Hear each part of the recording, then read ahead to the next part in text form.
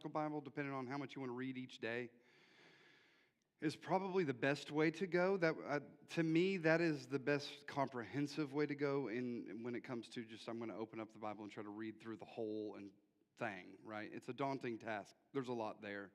And if you read it through just from Genesis to Revelation like that, then the story's gonna go back and forth. It's gonna jump on you. And it's hard to line up where some of this wisdom literature, for instance, would plug in through the story. Because it was the book of Psalms was written, a bunch of individual Psalms written over a big giant period of time, right? And there's a lot that happens during that big giant period of time chronologically for biblical literature as well. So if you do a chronological 1 year or 2 year reading through the Bible, it will stick some of that stuff in with the general narrative and keep everything kind of in a timeline, which I think is a neat way to do it, and I think it helps tell the story in a neat way.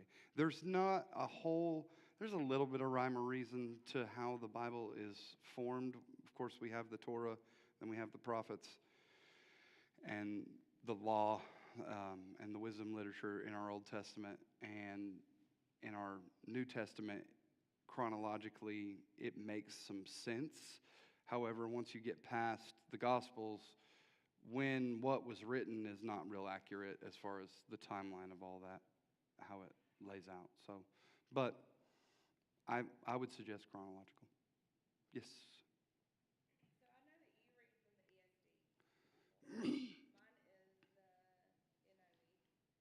to me, there's such a difference, like in how I would translate what I'm reading and what you have. So like, what is the most? I understand that ESV is the easiest to read. Which one is the best one to get? Like, I know it's not going to be like Okay. as close. I think I got you. Which version is best or most accurate to maybe original versus which version is easiest to read type thing. So the standard versions of the Bible, anything that says standard in it, is going to attempt to be a word-for-word translation of the Bible from the original language to modern English. If you get into things like the NIV or the New Living, the NIV is more thought-for-thought translation. So it's going to translate what a sentence is trying to say instead of what an individual word is trying to say. And remember that a 3-word Hebrew sentence might be 12 English words. Their words mean a lot of things, and they have little tiny words that start off words that change the whole meaning of the word you're reading. So it kind of changes the way that it reads, but it's easier to read an NIV. It's easier to read a New Living Translation. It's easier to read the Message, right? Because the Message is a transliteration. It's trying to not only take the words, but it's trying to take like the whole thought, the whole chapter, right, and then rewrite it in not only modern day English, but also with modern day understanding, not just the English. Yeah, but it's Not just like you're saying, the message. yeah, the Message translation of the Bible, which is just one man's like. And how he didn't go back to original language to do that. He was taking an NIV and making it a little bit more understandable for today's society and today's language. So, if you want most accurate to the actual Hebrew words, actual Greek words, then English Standard, New American Standard, Revised Standard are probably the NET. What's that stand for? New, is it a new one? Is it the new one? I have one like that. That's the, yeah. Yeah. I think that's probably going to be a really good one. And having notes in it like that is fun.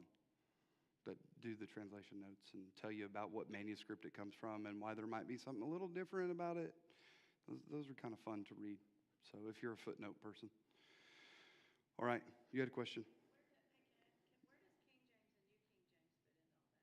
Well, the original King James was written in 1600. It was written on behalf of King James. It was used the Tyndale version of the Bible to translate it. The Tyndale version was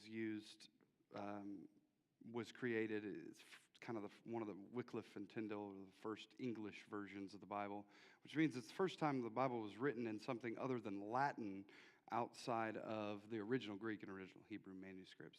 It was written in Latin forever. And then King James said, well, and part of that is the Reformation, Martin Luther saying, hey, this whole it's only in Latin thing is probably not good.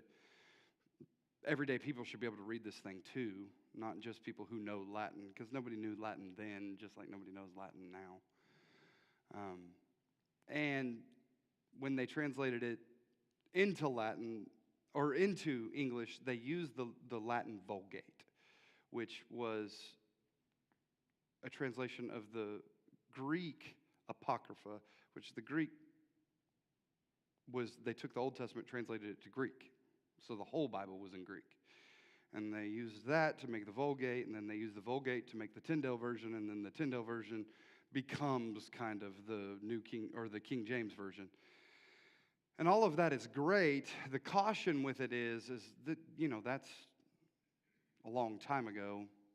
And between then and now, we've had archaeological discoveries that have opened up a whole library of manuscripts that seem to be more accurate and later dated than the very few 5 manuscripts they had to interpret the Vulgate. So the King James is beautiful language, but as far as like its word for word accuracy and things like that, it's not going to have the same like archaeological and historical backing as some of the newer stuff, because the newer stuff was written after we dug up the biggest discovery of ancient manuscripts ever at the Dead Sea Scrolls. So that's a wild question. Your turn.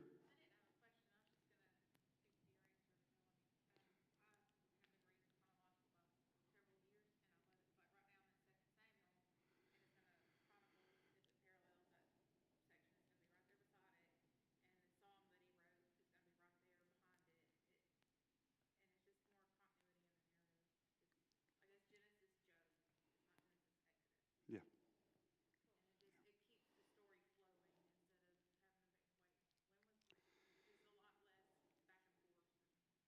absolutely. And some of them will do Genesis up to Abraham and then Job, and then back to Genesis, which is probably semi-accurate. Or Genesis to Noah and then Job, some of them. So it's hard to know exactly when some of those things were written, but knowing that Job doesn't really belong where it is in the Bible is important. It's an ancient. It's the oldest manuscript we have is Job.